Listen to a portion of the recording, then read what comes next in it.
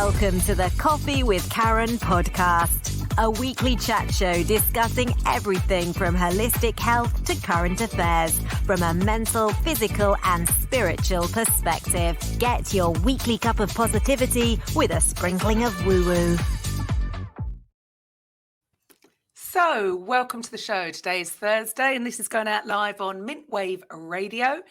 You can either go to the website or you can, if it's via podcast, you can actually even, same website, download the app for Apple and Android for the podcast network. Feel free to subscribe to any that take your fancy, follow any or leave a comment. Now, today's episode is 168. And we have Krista Melanson, who is a relationship coach. And we're going to be talking about women over 40 and dating. I'm your host, Karen Roberts, helping coaches and therapists to get their message heard to the people who need it. I'm over 40 and I'm not dating. Krista, first of all, could you share with the audience a little bit about your story and how you came to be doing what you're currently doing? I guess it all started with an over 40 frustrated, lonely, depressed person who needed to find a solution. I was a single mom or I still am a single mom in ways, but a single mom with 3 kids in the completely difficult teenage years. And I was working 3 jobs and exhausted. And when the kids were at their dad's house, I was lonely, and half the time I didn't really eat properly. And sometimes I would eat dinner out of a frying pan in bed, a bottle of wine on my bedside table, right?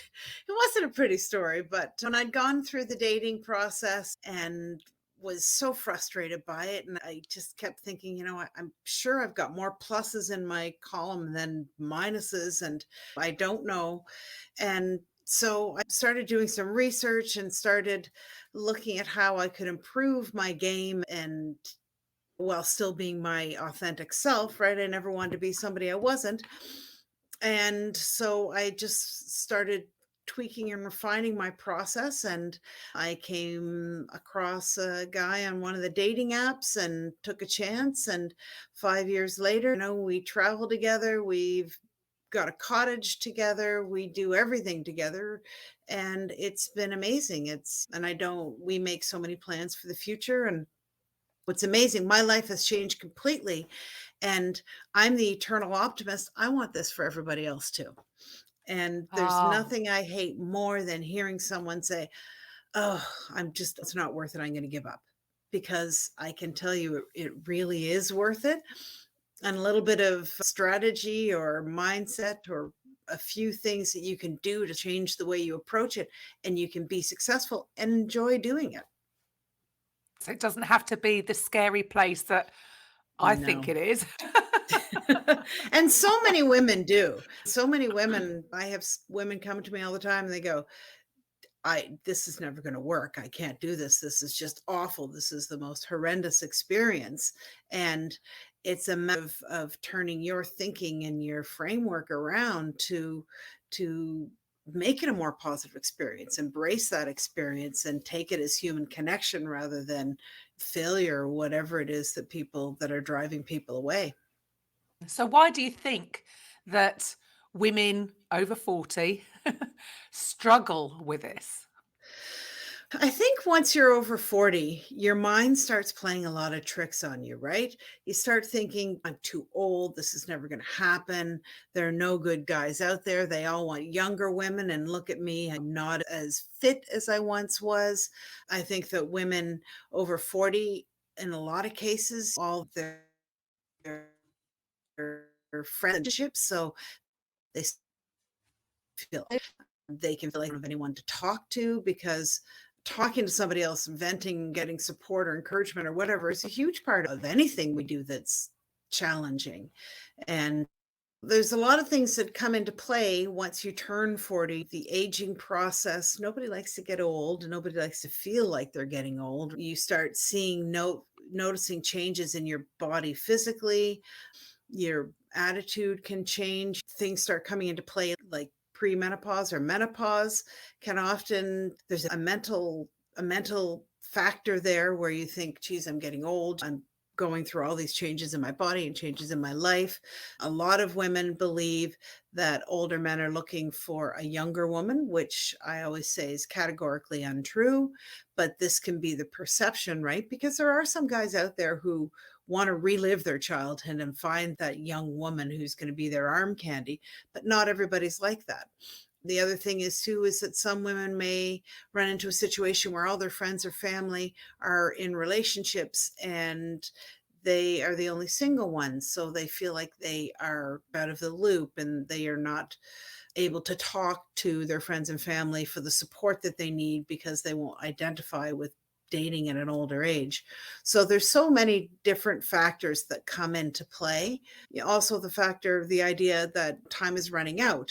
I'm 40 or 50 or 60 years old. There's no time left to find anyone. Even if I do find someone, then what life will we have together? So we're just creating stories in our head, and it's all coming from fear, isn't it? It's all coming It from fear.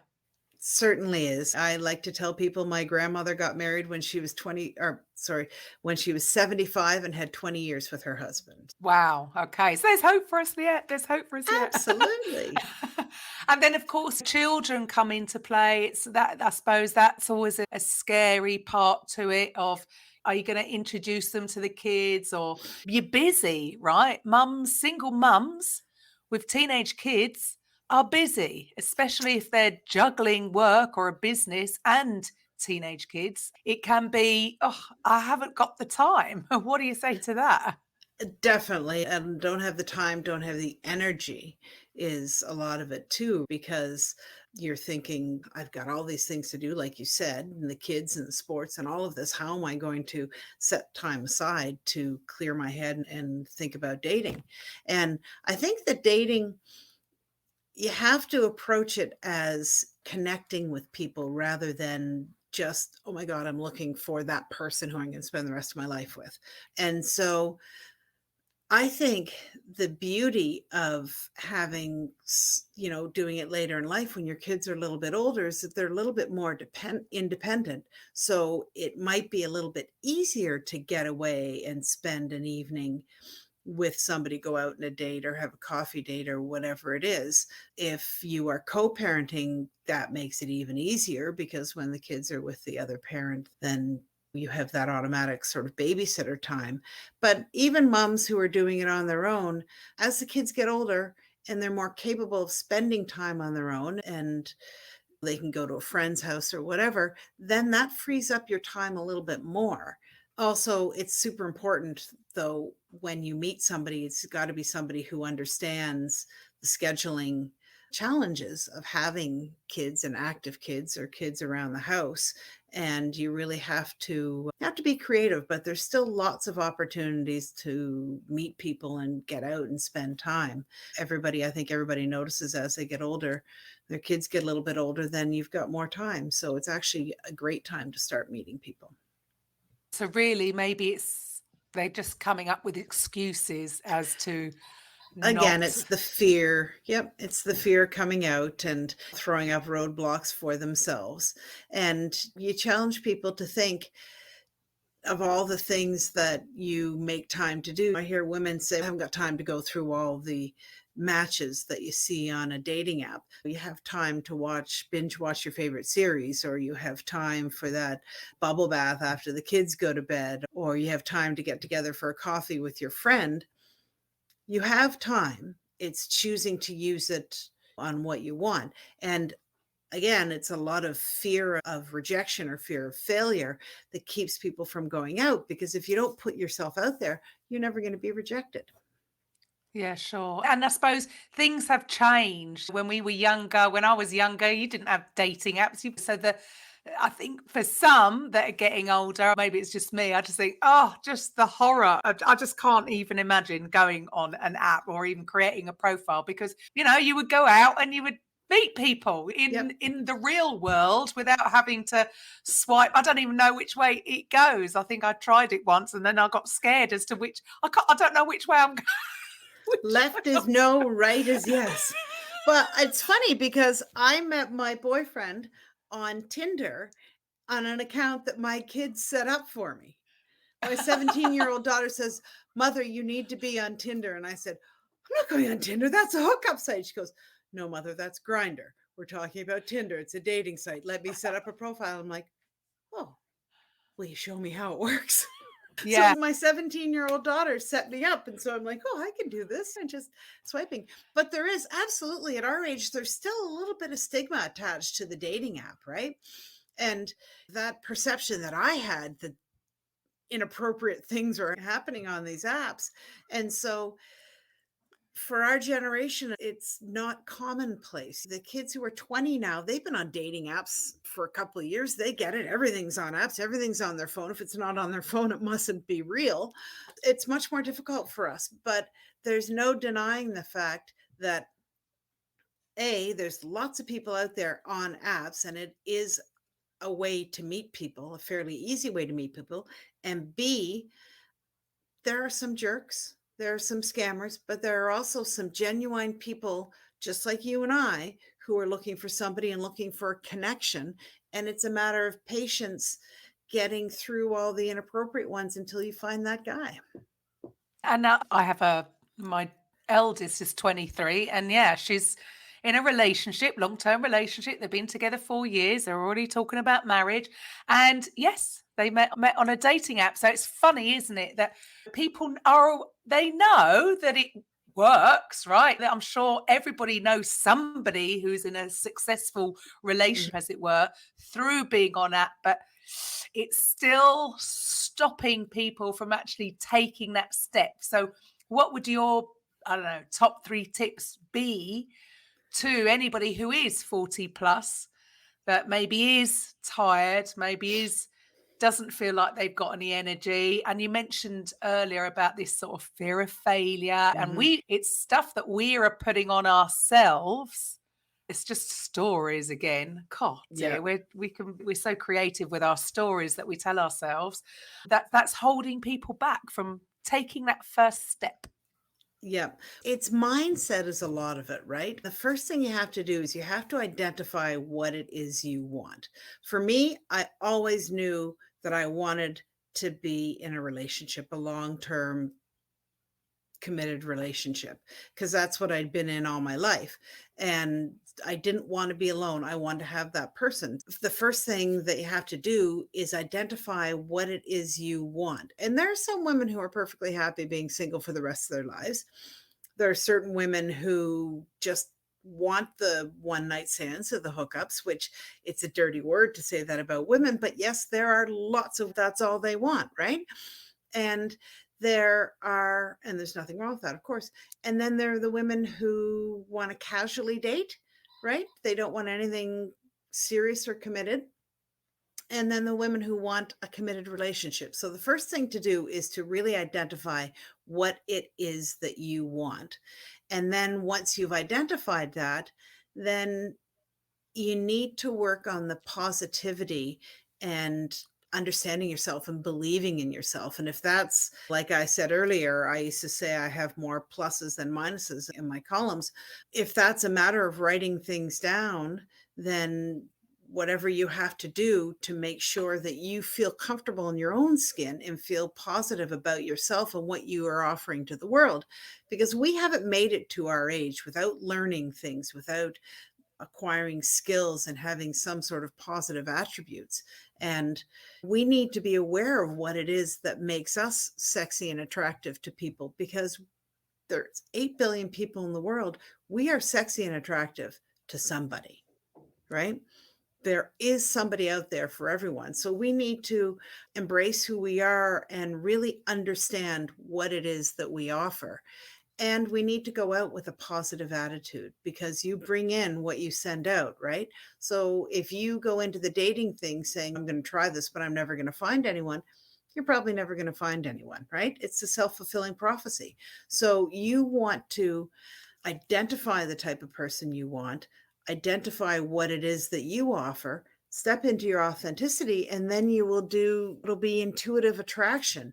You are embodying what it is that you are and what you want, and you're attracting that person because they share similar qualities. Right. So step out your comfort zone and get on it. Definitely. And that's it. You have to put yourself out there. If you don't put yourself out there, you will never find anyone. So you have to take that first step. And it's really not that scary, right? You've got the ambiguity or the anonymity of a dating app. And that's in the beginning, that's not such a bad thing, right? All dating apps have a range, like a geographical range that you can choose. Start with a really small range. Start with a 1 mile radius, and your matches are going to be very few, right? So you won't be overwhelmed by opening your phone and going, oh my God, there's 1,000 matches, right? So keep the radius small in the beginning so that you're dipping your toe in quietly or gently. And then if you get a match, chat with the person and get to know them a little bit. But, and this is the part that's going to sound really scary, don't chat with them for more than a week or 2 weeks maximum. Go out and have a coffee. And the first meeting should be a coffee or something like that, half an hour window, so that you can get out if you're not connecting with the person. But that's your interview to see if they are first date material. There you go. And so I suppose, like you really said earlier, maybe it's that we put so much on it as though, okay, it's so then it seems overwhelming because I've got to find the perfect one, and it's not going to Right. happen like that straight away. So maybe it's their own. They've set this big goal of, yes, meeting Mr. Right, and then the whole thing, because it does seem so daunting, is then stopping them. Just like you say, what's wrong with going out for a coffee?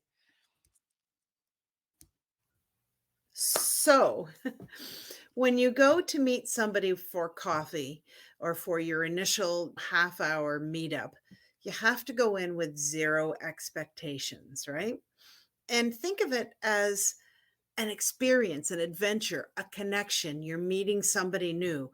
Don't think about it as this could be the guy. The less pressure you put on yourself, the less pressure you put on this half-hour meeting, the more relaxed you're going to be, the easier it's going to flow. And that's how you set yourself up for success. And also keeping in mind the fact that you may have 20 awful coffee dates, but each coffee date that is not successful, that's another connection. It's another lesson learned. It's another opportunity to practice for when you do meet the right one. And it's one less person that you have to eliminate. So you're one step closer to finding that guy. The main thing is to just take that relax and consider it practice, consider it a new connection. And also keep in mind that the guy may also be nervous as well. Yes, it's not just, I'm sure it's not just us that get nervous. I'm sure it is. I'm sure it is. Yeah, definitely. And it's easy to think, oh, I'm so nervous. I'm sure he's great. But it's not necessarily the case. We put on a brave face, so do the men. So we have to try and keep an open mind when we do these things. So what you do now is you help women with this. So what made you decide to turn this into a business? When I was dating and single, and I guess to a certain amount it still happens, but I always used to talk to other single women, and I never once heard somebody say, oh, I love online dating, this is just so much fun and rewarding. And so I think what I came up with the idea that what women need is support and encouragement, right? Some tips and tricks and valuable strategies, but also just that support contingency to have somebody there who you can call and go, what am I going to do? What do you think about this? Or I'm going out and I'm stressed, and what if it doesn't work? And sometimes we just need that person beside us to go, it's okay, you got this. You're going to be amazing. Or, yeah, that's a red flag. Maybe you are making the right choice if you decide not to see him again. I think that support and encouragement is something that a lot of women need in general. But in the dating situation, having that person who's in your corner, who, will tell it like it is and and help you pass the hurdles, I think that's incredibly valuable to help make it a more pleasant and less scary situation for people. Yeah, and I suppose for the youngsters, they'd have their friends around that may not yet be in committed relationships. Whereas I suppose as we get older, a lot of our other friends they've all got families or they're all settled. And as we Exactly. know, when you're a mum and that, there's just so little time to even sometimes even see our friends. So I suppose, yeah, for women over 40, maybe that's an added bonus because they might not have the support that they would have had maybe in their 20s. It's because things have changed, things have moved on, and God, yeah, it's Yeah. hard enough juggling everything else on top of the dating and top of getting any kind of support all the way through it. Yeah. And like I was saying earlier, once we get to our age, you do feel isolated. You do feel like you're the only one who's single and you don't want to talk to your friends and family, and especially where it comes to the dating apps, because there's that bit of stigma. Having somebody, and even in my Facebook group, it's a community of single women over 40, and they throw questions out there and they ask each other, and I jump in and give them my 2 cents worth as well. And just knowing that you have somebody who can help you with this can make a huge difference. I had one girl I worked with, she said, if it weren't for Krista talking me off the ledge, I'd have never gotten anywhere. And when she got married, she said, we need to have Krista come up here in the pictures because without her, I wouldn't be here. And that's got to be incredibly rewarding when that happens. It's amazing because she questioned herself all the time. She said, I'm never going to find somebody. There's nobody out there who's going to be right for me or who's going to think I'm great. And I said, no, just don't give up. Keep trying. I'm here for you and I'll support you every way I can. And there were those times I'd get the text saying, oh my God, I texted him 2 hours ago and I haven't heard anything back. And well, is it Sunday? Is he watching football? Oh yeah. Okay. Sometimes it's just a small thing like that where you need somebody else to go, don't be silly. Everything's fine. Because you convince yourself that there's a big problem when in actual fact, it's just our self-doubts, our fears, all of those things coming to the surface. And sometimes you just need to push them down a bit. Yeah. So having that, having a mate there to encourage you and to stop taking it so seriously. That's what I'm hearing. Yeah, exactly. And it's like I'm a virtual BFF. I'm on the other end of the phone or the internet or whatever, or in the group. And when something comes up, they can come to me and say, what's up with this? And I've set my program up so that there's a lot of support for sure, but also the one-on-one factor. I like to have a call once a week, a one-on-one call once a week, just to check in and say, what's going on? Where is this? Because the other factor is too, that we're all over 40. So we can get so much more said in a phone call than we can via text or whatever, right? The kids are there constantly. And I'm like, I'm going to call you because I can say this faster. Right? Yeah, absolutely. I can't stand text. Again, like you say, it's just a different age group. But yeah, the youngsters, my youngest, should just take the phone out of my hand. But if I'm ordering anything online, because I'm obviously taking too long about it. Wait. Yeah, because they're just so used to it. So I suppose, yeah, to the youngsters, this is the norm now. And I suppose maybe this is the issue, is that for my age group, it's I run a business online. It's funny that I get that. I spend my day on Zoom here interviewing people on the show, but it's just it is just a mindset shift on, if I can do that, why can't I do it for that? But I'm still in that. Maybe it's because I still feel like I'm 25, even though I'm not. It's true too, right? But it's the generational mindset that's different from the 20-year-olds versus the 40, 50, 60-year-olds or whatever. My daughter said to me the other day, she was boarding a flight and she had booked an aisle seat because, she likes to be able to get up and down or whatever. When she got on the aircraft, there was an elderly woman who was in her seat. And she said, I feel badly making her move. So I just sat in the other seat. But she said if she wanted an aisle, she should have gotten on the app and booked the seat. And I'm like, no, Riley, that's not how it works when you're older. You don't just Uh, mess, and we can obviously. That's her. Why wouldn't you just do that? And I can think of 10 women my age who would struggle with that.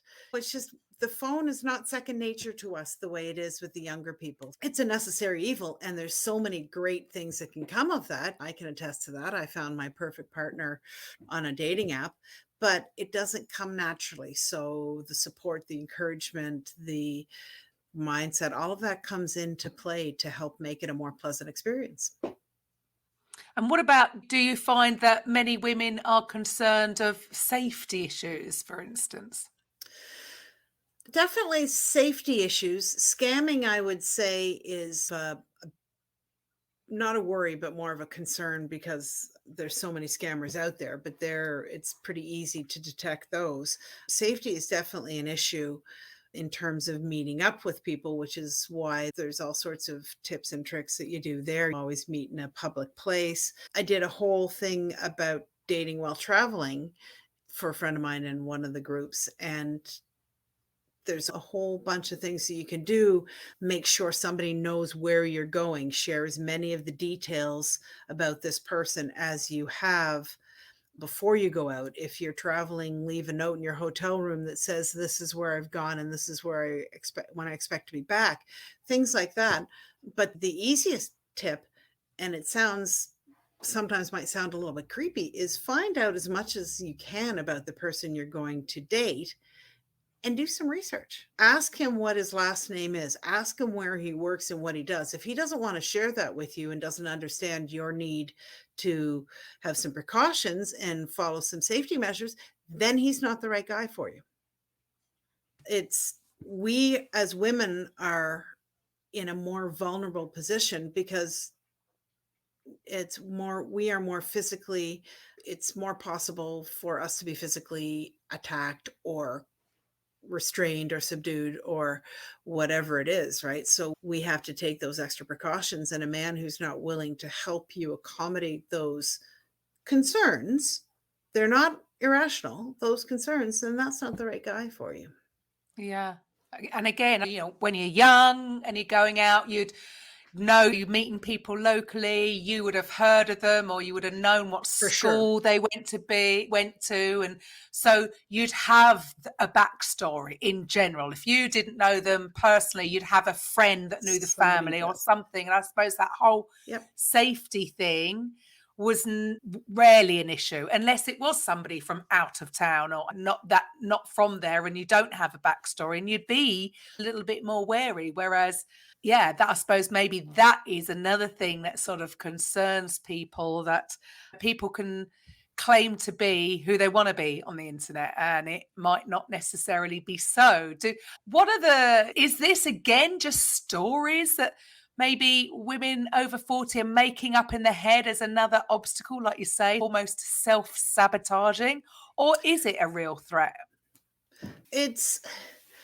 I think bad things happen for sure, but I also think it's very simple to take precautions to prevent that from happening. So, as far as safety goes, if you're arranging to meet with somebody in a Starbucks, there's not a lot can happen in Starbucks. As long as you don't say, okay, let's go take a walk by the secluded area by the river, that's a little bit different. But exercise sensible things, meet in a public square for a chat or whatever.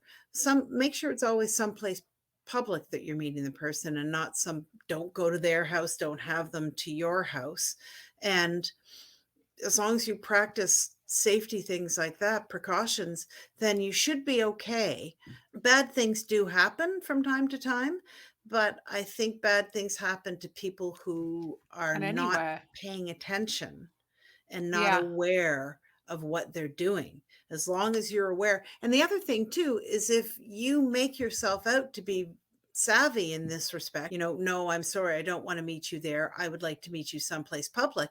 The more they are aware that you are on top of things, then scammers will go because they want somebody easier. Yeah, sure. So the more strong, confident, and aware you are, the less appealing you will be to people who are trying to be dishonest or take advantage of you. Yeah, sure. And you know, and that could happen out in the real world as well. You don't know, right? Absolutely. You go for So a job interview, it could be. yeah.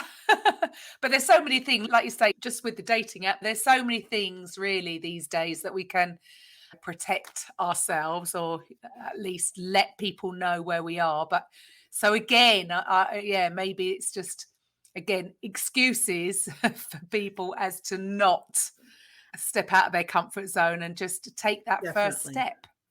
Definitely. And it's a scary first step, right? Especially if you've been in a relationship for a long time and you haven't dated since you were 20, right? It's like, whoa, how am I going to do this? I have no idea what people do these days. And there's the whole sex thing comes up, and that can be very scary, right? Especially if you've been in a relationship that there has been no intimacy for a while. The fear of starting another sexual relationship with somebody else is terrifying. I always found that really terrifying because it's just, you don't know. And especially if you've been in a long-term relationship with somebody and since you were young, you don't know if things are different now or your body is not the same, right? So there's so many reasons that we come up with in our heads not to do this, but there's also lots of reasons to do it and lots of reasons to overcome these fears and step out and try and create something. And like you say, it's just all the fears are coming from us, Yeah, and there is no need for any of them. Just give it a go. What you got to exactly. lose? It's a cup of Exactly. coffee. It all Yep. start there you go. It all starts with a coffee with Karen. There you go. There you go. See, coffee with Karen. Now, see, Yeah. Karen, go out and have Yeah. coffee. Yeah. I need to go out and have coffee instead of I've not even been drinking coffee recently. So there you go. I Okay. need to change the name of my show. There you go. Tea with Karen. Yeah. So for you, so you have a Facebook group, you have a program that helps women overcome these fears. So are you Yes, saying the majority of this is to overcome the mindset issues? it is. It all starts with that. And then once I work on mindset with people and start to help them to understand, then there, of course, there are practical tips and tricks, but the key component that it starts with is up here. So again, get rid of those stories. We've got to write some new ones. Is that it? Is that where we're going with this? You've got to start creating some Abs- new ones and not put so Absolutely. much pressure on yourself. No, nothing, nobody's perfect. Our bodies may be changing, but make no mistake that men's bodies are changing too. And an intelligent and worthy suitor will also understand that. And to always keep in mind that the guys who don't like you because you've got 10 extra pounds, or the guys who don't like you because you've got crow's feet or laugh lines, they're not the right guy for you in the first place. They were never Hmm. meant to be your person. The person who comes into your life, and he will think you're amazing exactly how you are and won't want to change it. And that's another thing that's super important once you get to be over 40 is, I talked in the very beginning about knowing what you want, but sticking to that and not compromising. He's a Ah. good looking guy. He's got a good job. He takes me out and he makes the odd joke about me being fat, but that's okay. But it's not okay.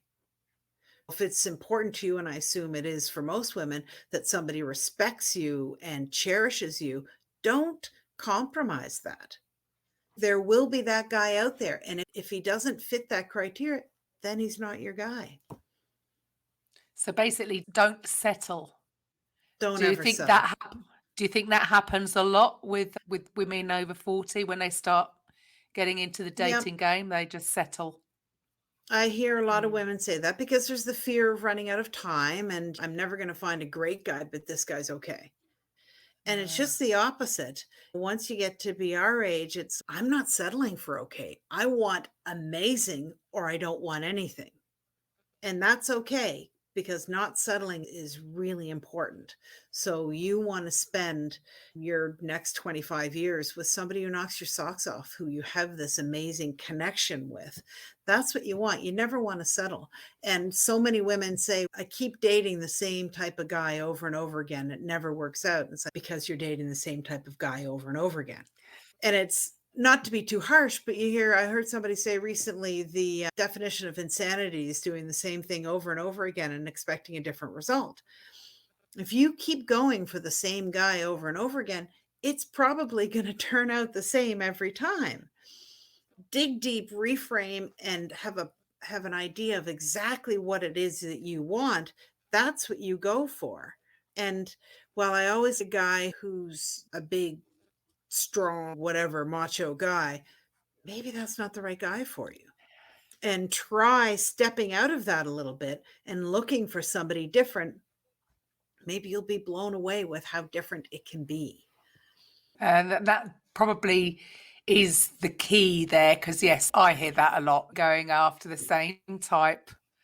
Wonder why it's did in the same way, because maybe you need to change your approach. And that's a mindset issue, isn't it? That will be linked back to past trauma, or it's subconscious. Nobody does it deliberately. They're not going out to have a wrecked relationship, but it's just so interesting that we do all these funny things unconsciously, and nobody wants to sabotage their own efforts, but we can often do that because we are unconscious about doing it, right? It's just an automatic reaction, which is why mindset, it all starts with mindset, whether that's finding the right date, finding the right job, finding the right business, anything, it all starts there. It all starts there. And just trusting yourself, trusting your own intuition, which I suppose we've all been a little bit cut off of, because I suppose we have been conditioned to not trust it. That might be why things don't work out, isn't it? Exactly. And we need to trust our intuition. And if we have something niggling in the back of our minds saying, I'm not sure about this, then chances are that's not going to go away. And you can overlook it, but it's like that thorn that just gets irritated over time, and it's not going to go away. So that's one of the beauties of the online dating world, is that if you meet a guy and there's a red flag, or there's just something you don't really like about him, you don't owe him anything. He's a casual acquaintance from a dating app, and you can say, hey, you know what? It was great chatting with you, but I don't think we're matched. We're a good match. Best of luck in your dating thing. Take care. Block. Over. Yeah. And I suppose it is. It's funny when you say it like that. It does. Actually, that's better than in the real world, because sometimes you can't. For sure. Can't so easily block them. That's the anonymity, but it's the blocking is the key part too. If there's somebody who you're not a match with and you let them down easy, which you have to, you can't be ghosting people because it's just not nice. You have to block them, because you don't want them to have that recourse to come back and go, but why? But is it me? What did I do? So it's just you block. I say block and walk. Block them and walk away. Love it. So there's really no reason. So what about some of your successes would you like to share with the audience, other than you? And obviously you've just shared about a wedding. Any other successes to this? So to give the listeners hope, this can all be what you want it to be. Absolutely. I had a girl that I worked with, and we still talk. I tend to continue talking forever with all of my clients, but she was so hesitant to get back into dating. She just didn't have the confidence to go out there. She said, you know what, I don't think I have anything to offer. I can't imagine there's going to be any guys that will like me. And she said, I'm so afraid to get out there. And so I worked with her and started with the mindset, right? And said, okay, in a perfect world, what do you want? And she said, I'd like to find somebody who accepts me for who I am and accepts my daughter, and we can have this long committed relationship. She had a difficult relationship with her. She was a single mom and with her daughter's father. And he was very controlling and he put her down and he would say, "You're not good enough. Why do you think you're ever going to find someone?" All of these things. And she just really struggled. But young, beautiful, vivacious woman, so much energy and so much good to share with the world. And I started with her and I said, "Okay, tell me a bit about yourself and what have you done?" And she told me she's an educated woman and she'd had a great job for many years and awards that she'd won and things like that. And so I helped her to start building a profile of herself that she was first going to show to herself, to sell to herself, right? She was essentially putting herself on paper so that she could look at it and go, "Oh, yeah, I am pretty great. I do have things to offer." And so she did that. And I even got her to take some selfies because she didn't like any pictures of herself. And of course, she was beautiful and she took full body selfies. And she said, "I've got a few extra pounds on." And I said, "Don't we all? It's not the end of the world. It doesn't, you don't have to be 110 pounds and perfect to attract a man. There's a million guys who like a million different types of women, curvy, slim, whatever." And so she built her profile and just for her and I. And then she said, "Okay, I'm going to do it." And she created a dating profile and she messaged me and said, "I made a profile. Oh my God." And she started getting messages from guys and she matched up with a gentleman who was really sweet. She really liked him. He was a professor and they met for coffee and it went really well. And they had a couple other dates, picnics, and he was just really sweet to her. And he really built up her confidence because he was this great guy and he was interested in her. Unfortunately, her ex popped back in the picture and ruined all the good work that we'd done. When she managed to push him aside again, then we started again and we'd already laid the foundation. So she got into the dating apps and she's still, this wasn't that long ago, so she's still on the app. She's meeting guys. She had one guy drove 2 hours from another community and she said, "He's going to drive just to meet me." I said, "That's okay. You're worth it. You're amazing." And so she has so much more confidence now. And I get a message from her on a regular basis. And she says, "You have helped me so much. I can't believe what a difference you have made in my life because I now have the confidence to go out and do that. And I feel better about myself. And I am, in fact, meeting guys. And it is not as scary as I thought it once was." So Brilliant. And there you go.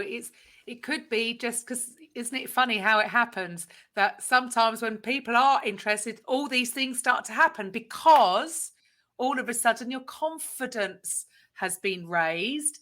yeah, And then you could be just out and meet somebody. It might not even be from the app because it's just getting getting the ball rolling so that you exactly. can lift your spirits and yeah. There's hope for us yet. There's hope for For us yet. sure. I don't have When I was time. dating, when I was dating, the thing that I hated the most was when a guy would say, "I love a woman who's confident." And I just think, "I'm sorry, I'm not. Why would I be? I'm on this dating thing. I'm put out like a piece of meat." This is how I was thinking, and rejected and ghosted by a man at the blink of an eye. And then when I started, like I said, researching and learning more about the process and switching my frame of mind, I started to understand that A, I was amazing and I had a lot to offer, but B, a lot of the problems with these men were their problems and not mine. When a man ghosts you, it's his issue and not yours. Nobody ghosts you because you're not pretty enough or you're not intelligent enough. They ghost you because they're not ready for a relationship. They ghost you because they're not single. They ghost you for a variety of reasons because they're too much of a chicken to actually say to you what I said earlier, which it's been nice chatting with you, but I don't think we're a match. So these things, these problems, these insecurities that men project on us, we need to learn to reframe our thoughts to understand that they are their problem, not our problem, that we are Right. amazing. And then it comes back to, Yeah. again, what I said earlier, that man was not aligned to you, somebody who's going to ghost you or whatever, are not the people who are aligned to you. The people who are aligned to you are the ones who are going to know what you already know, which is that you're fabulous and beautiful and have so much to offer. Ah, there you go. And what a way to finish it.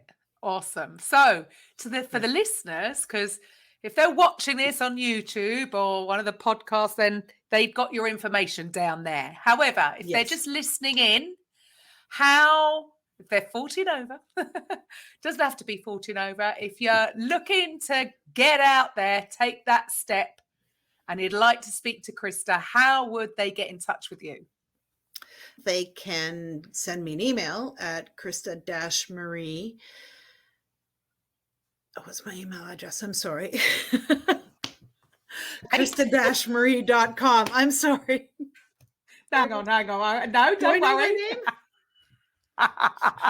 Do you have you got a website?